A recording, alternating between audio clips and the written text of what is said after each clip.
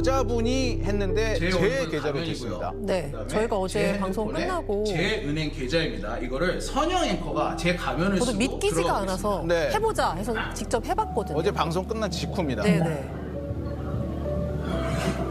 네. 로그인이 돼버렸습니다. 현영 앵커가 제 계좌에 들어가 버렸습니다. 보이시죠? 이렇게 간단하게 A4지 종이 한 장 얼굴에 썼다고 제 계좌에 들어가지는 모습 보셨습니다. 네, 이 문제 오늘 깊이 있게 짚어주실 전문가 모셨습니다. 임종인 숭실대 AI 위원장과 함께하겠습니다. 어서 오십시오. 안녕하세요. 교수님 오늘 또 나와주셔서 감사합니다. 감사합니다. 예, 먼저 어떻게 보셨나요? 이 보안 전문가시잖아요. 기가 막힙니다. 아. 왜냐하면 원래 국제 표준에 네. 사실은 다른 사람이 했을 때 성공할 확률은 5만 분의 1이 돼야 되고요. 아. 그다음에 이제 지금처럼 가짜로 뭐 가면을 쓴다든지 네. 했을 때도 7%가 넘으면 안 돼요. 아, 성공률이 네, 네. 7%가 예, 안 돼요. 그런데 네. 지금 봐서는 그리고 아주 최악의 경우도 20%는 저는 넘으면 안 되는데 지금 막 된다는 얘기는 네. 이건 정말 상상 불허입니다. 아, 저희가 이제 제보를 받고 이번에 이제 해본 은행이 몇 군데 있는데 우리은행, 하나은행, 신한은행 이렇게였어요. 그 이외에 또 수많은 은행이 있는데 여기는 어떨지는 다 점검을 해봐야 될 것 같습니다. 그런데 먼저 저희가 취재하는 과정에서 어떤 은행 관계자분한테 이런 얘기 들었어요. 로그인은 이렇게 될지 몰라도 이후에 송금은 또 따로 비밀번호를 눌러야 되니까 아 이게 그렇게 큰일인가? 라는 식으로 말씀하시는 분이 계셨거든요. 이게 좀 그렇게 안일하게 봐도 될 문제입니까? 아니 말이 안 되죠. 이게 이체라든지 지불뿐만 아니라 네. 로그인하면은 이 사람이 돈을 어떻게 썼는지 언제 뭐 여러 금융 이력이 다 나오지 않습니까? 네. 내 정보가 이거는 가장 중요한 어떤 프라이버시 중에 하나인데 그걸 그렇게 인식이 그 정도라면 정말 문제가 있습니다. 네, 교수님께서 좀 짚어주셨으면 좋겠어요. 이렇게 얼굴 인증 로그인이 이렇게 쉽게 뚫려버리면 어떻게 악용이 되는지 짚어주십시오. 그러니까 지금 말씀드린 대로 일단 그 사람의 통장 내력이라든지 네. 이걸 다 볼 수 있고요. 네. 그러면 그걸 이용해서 단순한 프라이버시 문제뿐만 아니라 그 사람을 뭐 여러 가지를 도용을 해가지고 네. 거기서 다른 범죄로 이어질 수 있고 그러고 그러기 때문에 네. 이거는 절대 있어서는 안 될 일인데 네, 오프라인에서는 이거 있을 수 있는 일이 아니거든요. 그렇죠. 그런데 이걸 이렇게 한다고 하고 인식이 문제인 것 같아요. 네. 이게 뭐 이체나 지불 외에는 다 그러면 못 뚫려도 된다는 얘기인데 네. 그렇죠. 말이 안 되고 일단 아까 말씀드린 국제 표준이 네. 이거를 허용할 때 국제 표준은 뭐 예를 들면 애플의 페이스 아이디 같은 경우는 100만 분의 1이고 우리가 지문이라든지 일반적인 거는 그 5만 분의 1인데 네. 다만 이제 위장 공격을 했을 때도 네. 성공 확률이 7%를 넘으면 안 된다. 아. 이게 룰인데 네. 이렇게 쉽게 뚫린다는 거는 수준 이하의 어떤 솔루션을 갖고 이런 서비스를 했다는 얘기입니다. 네. 네, 사실 지금 교수님 말씀하신 것처럼 얼굴 인식 뭐 초기 단계였던 2010년대쯤엔 제 기억에 네. 얼굴 인식 뚫렸다 이런 기사가 뭐 왕왕 나왔었거든요. 네, 근데 네. 지금 이제 2025년이잖아요. 그것도 이제 은행 앱이라면 내 재산이 연결돼 있어서 굉장히 보안이 강화돼 있는 앱인데 그게 이렇게 뚫렸다. 말이 안 돼 보입니다. 네. 이 전문가들한테 물어봤더니 라이브니스 체크, 그러니까 이 얼굴을 들이대고 있는 게 진짜 사람 얼굴인지 아니면 사진인지를 판단하는 기술이 부족해서 이런 일이 발생했다라고 진단하는데 한번 직접 들어보시죠.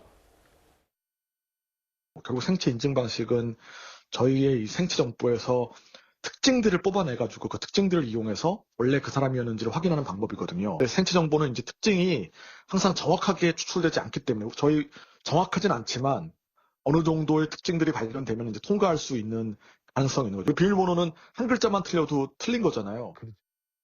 이게 참 어느 정도 생체 정보 특징이 비슷하다고 해서 그냥 빗장을 풀어준다는 거 아닙니까? 이게 이래도 되는 건 저는 이해가 되질 않는데 사람인지 아닌지도 분간 못할 정도면 심각한 거 아닌가요? 예, 그러니까 이제 이거 페이스 아이디라고 하는데요. 이렇게 얼굴 인식하고 하는 거에 제일 유명한 건 이제 애플의 페이스 아이디죠. 그렇죠. 그런 경우에는 이제 그들이 3차원 카메라로 네. 적외선을 쏴서 3만 개 이상의 특장점을 해서 굴곡이라든지 깊이라든지 해서 아주 굉장히 그러고 암호화도 하고 특정한 방법을 씁니다. 네. 화면에 나오는 그런 거죠. 예. 네. 그런데 이제 저것이 애플은 저걸 가지고 이제 디바이스만 넣고 저걸 갖고 무슨 금융 서비스 이쪽 어플리케이션을 안 해요. 네. 안 해요. 핸드폰에 여는 데만 쓰는군요. 그렇죠. 그런데 이제 지금 말씀하신 대로 중국의 알리페이라든지 네. 위챗페이 이것이 전 세계로 히트치지 않았습니까? 네, 네. 그러니까 우리나라 네이버라든지 토스라든지 미국 쪽도 그렇고 이게 페이스페이라고 그래가지고 결국은 얼굴만 비치고 네, 네. 이런 서비스를 하려고 하는데 애플은 디바이스에만 넣고 그런 서비스 시도를 안 하거든요. 네. 그러다 보니까 이제 독자적으로 해야 되는데 애플이 이미 특허라든지 네. 이런 부분을 많이 가지고 있어요. 그러다 보니까 독자적으로 해야 되는데 이제 애플식으로 하려고 하면 특허 문제도 걸리지 그다음에 그 안에 들어간 아까 3차원 카메라라든지 결국 센서들이 값이 비싸요. 네. 60불까지 돼. 네. 그러다 보니까 이제 일반 우리 이런 안드로이드 폰이라든지 이런 데서는 걸 할 수가 없어요. 그러다 보니까 이제 2D 카메라로 2차원 카메라를 하고 그걸 메꾸기 위해서 말씀하신 대로 뭐 라이브니스 그래가지고 결국 뭐 얼굴 돌려보라든지 네. 눈 뜨라든지 이런 것도 하고 최근에 이제 AI를 이용해서 네. 이 진짜 사람의 그건지 알아보는 AI 훈련시켜서 보강을 해가지고 네. 돌파하고 있는데 불행하게도 우리나라는 이따 또 말씀드리겠지만 AI에 대한 또 규제 여러 가지 개인정보보호 규제 때문에 그 부분이 굉장히 수준이 낮은 환경입니다. 그래서 지금 교수님 말씀하셨듯이 네.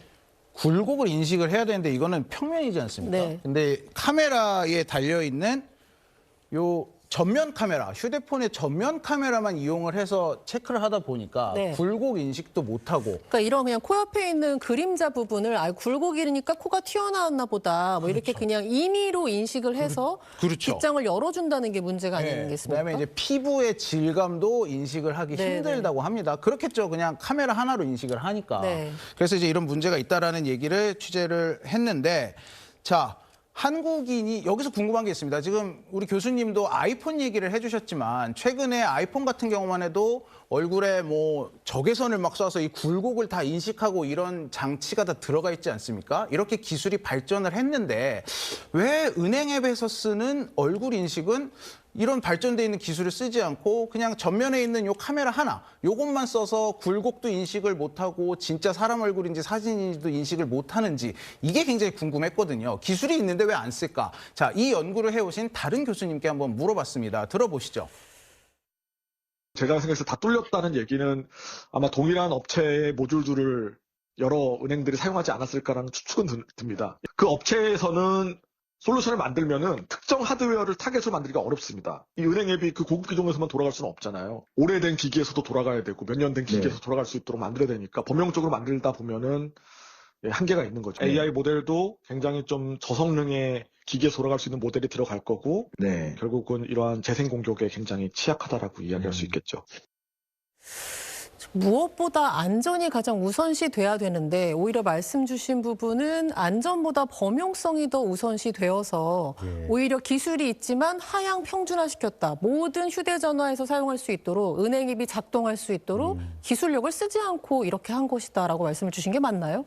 그러니까 지금 말씀하신 게 대충은 맞는데요. 네네. 사실 고급화 기술을 쓰려면 그만큼 여러 가지 응용이 많이 늘어나야 되잖아요. 네. 근데 이제 한국 같은 경우에는 최근에 이제 이런 그 페이스 아이디를 이용한 여러 가지 그 금융 서비스를 네. 하려고 하는데 그 자극받은 것도 사실은 중국이 말씀드린 알리페이라든지 위챗페이를 통해서 13명 통해서 중국은 아시는 것처럼 규제가 없어요. 그렇죠. 예, 영상이고 음성이고 규제가 없으니까 네. 엄청나게 빠른 속도로 발전하고 그러니까 트럼프 대통령도 우리만 가만히 있을 수 없다. 네. 그래서 얼마 전에 지난주에 모든 AI 규제를 없애버리겠다. 네. 그러니까 EU도 또 우리도 가만히 있을 수 없다. 그래서 EU AI 규제법을 원래는 내년 8월이었는데 2027년 12월까지 다 연기해버렸어요.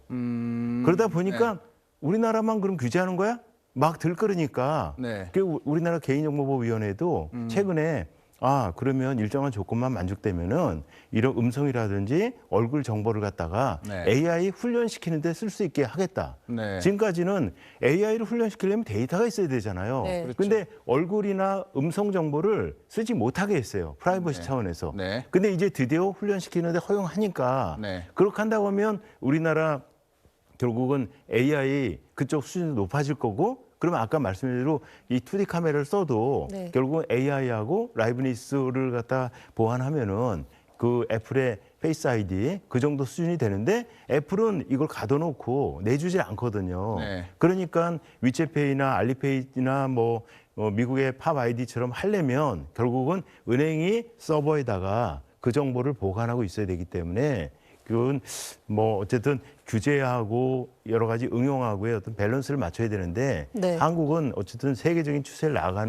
맞추는 경우로 나가고 있습니다. 네. 교수님 지금 은행 서버에 보관을 한다고 말씀해 주셨는데 이 부분 사실 제가 여쭤보려고 그랬었어요. 자, 우리 얼굴 데이터를 은행이 우리 은행 앱에서 인증을 하면서 정보를 수집을 해간단 말이죠. 예. 근데 제가 알기로 국제적으로는 이 사용자의 생체 데이터, 그게 지문이 됐든 얼굴이 됐든 내 기기 밖으로 가져나가지 않는 것을 권장하고 있는 걸로 알고 있거든요. 예. 그런데 우리나라 은행들은 아예 공통 규격으로 이걸 은행 서버에 가져가서 보관을 하겠다.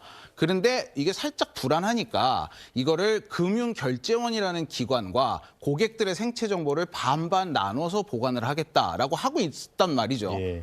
왜 국제적으로는 고객의 생체 정보를 핸드폰 밖으로 가져나가지 말아라라고 하는데 우리나라 은행들은 이거를 밖으로 가져나가서 저장을 하고 있으며 이걸 밖으로 가져나가려고 하니 이 핸드폰에 아무리 좋은 안면 인식을 할 수 있는 기술이 있어도 이걸 쓰지 않고 그냥 자기네들이 자체 개발한 안면 인식을 쓸 수밖에 없는 상황이 되는 것인지 그 부분을 좀 여쭤보고 싶었거든요. 아, 그게요. 처음에 지금 그 말씀하신 게 디바이스에만 보관하는 걸 파이도라고 그러는데요. 네. 예, 그거는 이제 단순히 인증용, 잔금 해제라든지 본인 인증용으로 쓸 때는 그랬어요. 네네. 근데 이게 지금 금융 서비스에 쓰려고 그러잖아요. 네. 결제하는 예, 데다가. 결제라든지 그럼 우리나라 전자금융거래법이라든지 네. 그다음에 실명제법이라든지 이것에 따라서 금융결제를 할 때는 일단은 그 본인 처음에 계좌 개설하거나 네. 고액이체하거나 네. 그럴 때는 본인의 실명 확인을 해야 돼요. 네. 네네. 실명 확인을 해야 되는데 아까 말씀드린 여기 있으면 네. 실명 확인을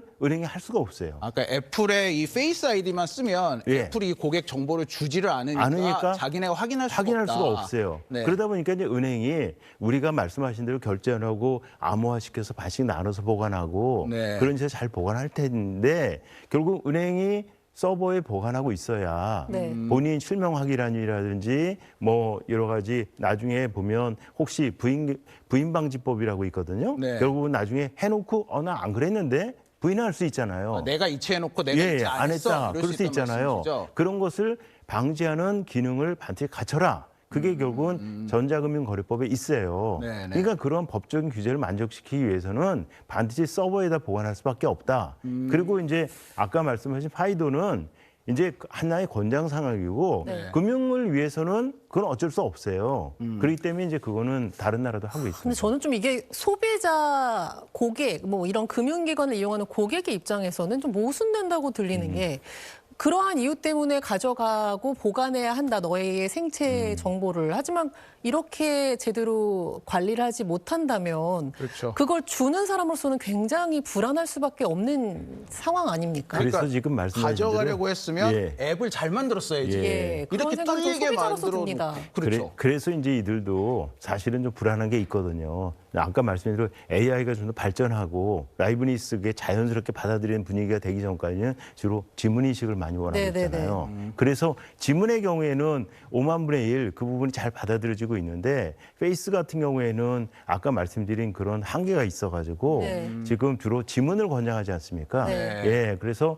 근데 제가 보면 한 1년 정도 지나서 우리나라 AI 쪽 실력이 좋아지면 이번에 이제 어떤 얼굴 정보라든지 보이스 정보를 쓰게 하는 게 된다고 하면 네. 이제 그때는 좀 상황이 달라질 겁니다. 네.